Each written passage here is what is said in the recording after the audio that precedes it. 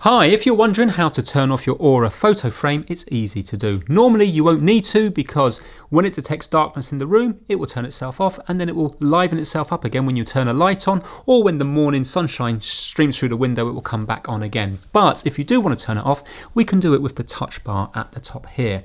So we're just going to hold it down for a couple of seconds until this menu comes up here, and then we're going to swipe to the right and swipe to the right again, and you can see it's hovering over the off button. We're then going to tap it, and it's saying swipe to confirm, or tap once to exit if you've made a mistake. So we're going to get our finger, we're going to swipe right the way across from right to left. So I'm going here now and I'm swiping right the way across there, and it says there to turn the frame back on later, just tap on the top of the frame. So it will take about 10-15 seconds to fully turn off. So I'll just, there we go, you can see it's now off.